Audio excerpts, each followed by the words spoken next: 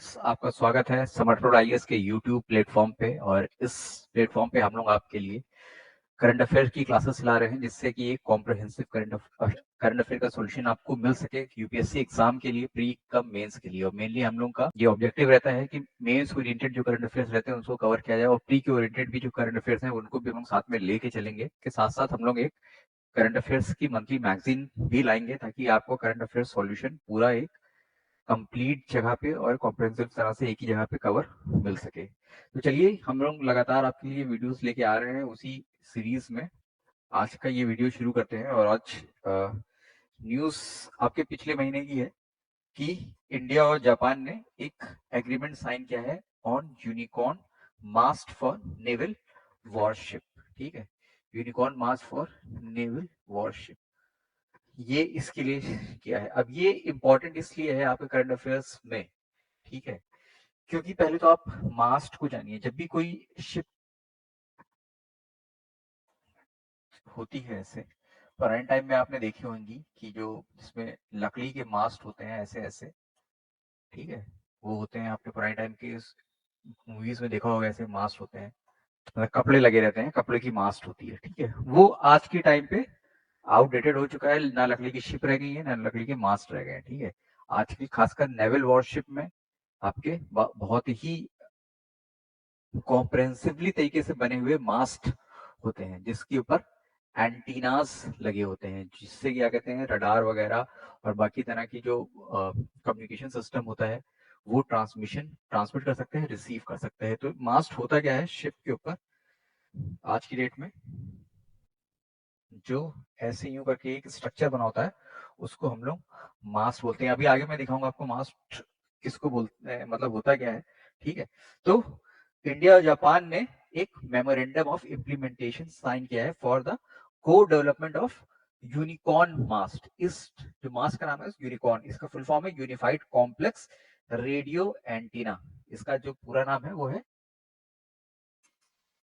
Unified complex radio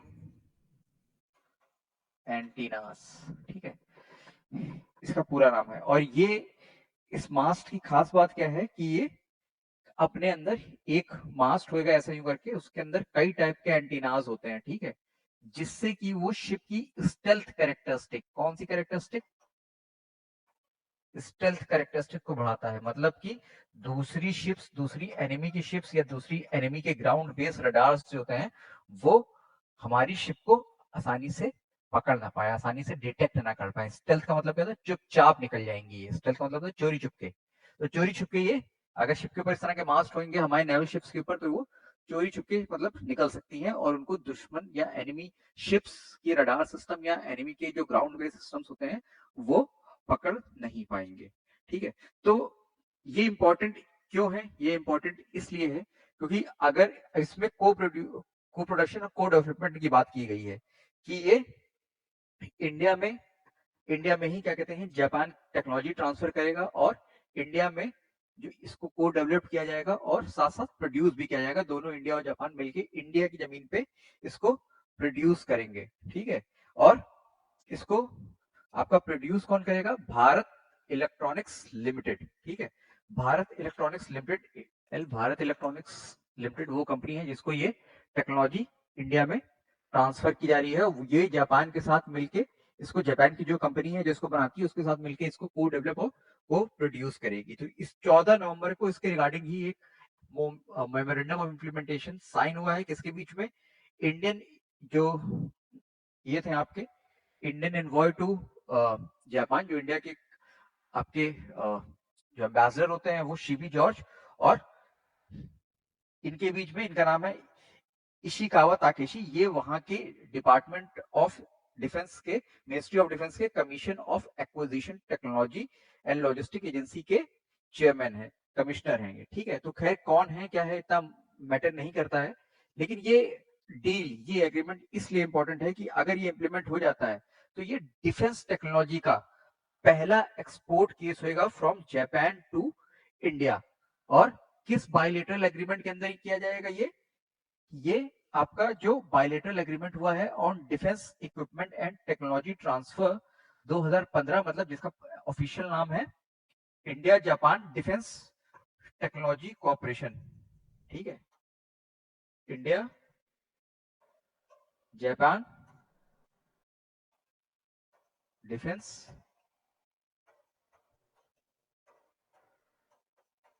technology transfer agreement, ठीक है, जो कि 2015 में साइन किया गया था दोनों देशों के बीच में। उसमें क्या बात की गई थी कि डिफेंस इक्विपमेंट और डिफेंस टेक्नोलॉजी का ट्रांसफर किया जाएगा, ठीक है, इंडिया और जापान के बीच में।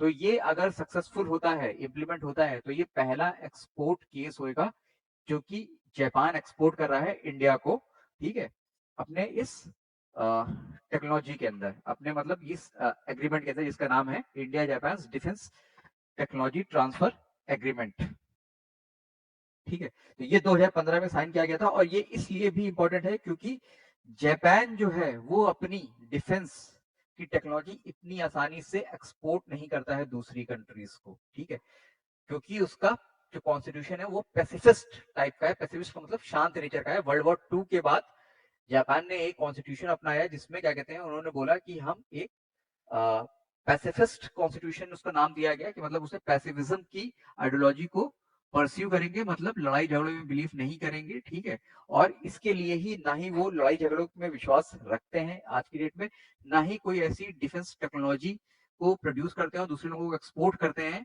जिससे कि कहीं वर्ल्ड के किसी और एरिया में, किसी और रीजन में जिस कॉन्फ्लिक्ट में हेल्प मिले। तो वो नॉर्मली अपनी अपने सेल्फ डिफेंस के लिए इस तरह की टेक्नोलॉजी प्रोड्यूस करते हैं, मतलब ठीक है, कि अगर उन पर कोई हमला करते हैं तो उसके सेल्फ डिफेंस, लेकिन वो नॉर्मली एक्सपोर्ट नहीं करते हैं, और एक्सपोर्ट अगर करते हैं तो अपने केवल अलाइज कंट्रीज को करते हैं जो कि मेनली यूएसए वगैरह हैं, लेकिन उसके अलावा और कहीं ये एक्सपोर्ट नहीं करते हैं। तो ये अगर इंडिया को एक्सपोर्ट करते हैं और इंडिया इसको को डेवलपमेंट और को प्रोड्यूस करता है, साथ में मिलकर जापान के साथ को डेवलप करेगा और प्रोड्यूस करेगा, तो ये पहला केस होएगा आपका जहां पे जापान ने कुछ डिफेंस टेक्नोलॉजी और उसके साथ एसोसिएटेड टेक्नोलॉजी इंडिया को एक्सपोर्ट करी है, ट्रांसफर करी है, ठीक है। और अब यूनिकॉर्न के बारे में जान लेते हैं कि यूनिकॉर्न क्या है। यूनिकॉर्न एक मास्ट है। मास्ट मैंने आपको बताया कि शिप में ऐसे लगा होता है, ठीक है, ये देखिए ऐसे यू करके लगा होता है, ये बाहर से देखने में ऐसा लगेगा। अब इसका पूरा नाम क्या है, unified complex anti radio antenna, मतलब एंटीने शिप में जाओ तो एंटीनास होते हैं, ठीक है, जिससे कि वो अपने सिग्नल ट्रांसमिट करते हैं और रिसीव करते हैं, ठीक है, सेंड करते हैं। तो ये यूनिफाइड कॉम्प्लेक्स मतलब इसके अंदर कई टाइप के एंटीनास हैं, ठीक है, और ये जापान का बनाया हुआ है, अपने टाइप का इकलौता है, और ये किसी भी शिप की स्टेल्थ कैरेक्टरिस्टिक जो छुप के उसकी निकलने की, सी में निकलने की जो कैपेसिटी होती है, जो कैपेबिलिटी होती है, उसको बढ़ाता है, ठीक है। तो ये इसमें इसको देख लेते हैं। इसमें खैर इसके मतलब बहुत ज्यादा डीप में जाने की जरूरत नहीं है, ठीक है, क्योंकि एग्जाम में अगर आपको मेंस में पूछा जाता है तो आप मेंस में केवल इंडिया और जापान के कॉपरेशन के बारे में अगर बात की जाती है डिफेंस कॉपरेशन में, तो इसको लिख सकते हैं, ठीक है। और अगर प्रीलिम्स में क्वेश्चन आता है कि यूनिकॉर्न मास्ट एंटीना इंडिया कहाँ से एक्सपोर्ट कर रहा है, तो जापान से कर रहा है, ठीक है। बाकी इसके बारे में थोड़ी सी डिटेल है, जान लेते हैं हम लोग, ठीक है। जैसे ये जो एंटीने हैं, ठीक है, जो जितने भी एंटीने हैं, इनके साइज को, ये मास्ट हर जगह लगा होता है, हर शिप पे लगा होता है, इनके साइज को थोड़ा सा छोटा किया गया है, डाउन साइज किया गया है, और नेवल शिप के ऊपर इनको इंटीग्रेट किया जाएगा, एडजस्ट किया जाएगा। तो इसमें कई टाइप के एंटीने होते हैं। एक तो radio wave band omni directional antenna होता है जो रेडियो वेव्स को डिटेक्ट कर सकता है, ठीक है, रेडियो वेव्स को सेंड कर सकता है। दूसरा communication wave band directional search antenna होता है, ठीक है, कम्युनिकेशन के लिए यूज किया जाता है। वाईफाई बैंड का एंटीना होता है, लिंक 16 एंटीना होता है, ठीक है। उसके अलावा आईएफएफ रिस्पॉन्स एंटीना होता है, UHF band, VHF band, ultra high frequency, very high frequency band, TR antenna, ये सारे होते हैं, ठीक है। और जिससे क्या कहते हैं, और एक नीचे आपका टैकन एंटीना होता है, ठीक है। तो ये कई टाइप के एंटीने होते हैं, इसी वजह से इसको यूनिफाइड कॉम्प्लेक्स नाम दिया गया, क्योंकि एक ही मास में कई टाइप के एंटीने आपने इंटीग्रेट कर दिया। और सबसे ऊपर आपका लाइटनिंग प्रोटेक्शन होता है कि अगर कोई लाइट, बिजली जो गिरती है, उससे शिप को और उसके मास्ट को प्रोटेक्ट कर सके, ठीक है। और इसके बारे में इतना ही जानना जरूरी है क्योंकि ये डिटेक्शन को, बाहर के किसी शिप के डिटेक्शन को, बाहर के किसी रडार सिस्टम से आपका शिप डिटेक्ट हो, नेवल शिप डिटेक्ट हो, उससे ये हमारे शिप को प्रोटेक्ट करता है। और यही इसीलिए ही इसको इंपोर्ट कर रहा है इंडिया, ताकि जब शिप, हमारा नेवल शिप मतलब वॉर सिचुएशन में क्या होता है, अगर किसी ने आपको डिटेक्ट कर लिया तो आपके ऊपर बॉम्बार्डमेंट कर देगा, आपके ऊपर मिसाइल दाग देगा और आपका शिप वहीं पे खत्म। शिप अपने आप में बहुत ही कॉस्टली होते हैं, उसके अंदर भाई कई आपके सेलर्स और आपके कई जवान्स रहते हैं, ठीक, उनको ऑपरेट करना, उनकी लाइफ को खतरा रहता है। तो इस तरह की टेक्नोलॉजी शिप्स के ऊपर इंटीग्रेट करना काफी जरूरी हो जाता है, ताकि वॉर टाइम में दुश्मन की शिप, दुश्मन के रडार्स जो हैं या दुश्मन के एयरक्राफ्ट भी हैं, वो भी इनको आसानी से डिटेक्ट ना कर सकें। और ये अगर ये अपने किसी अटैक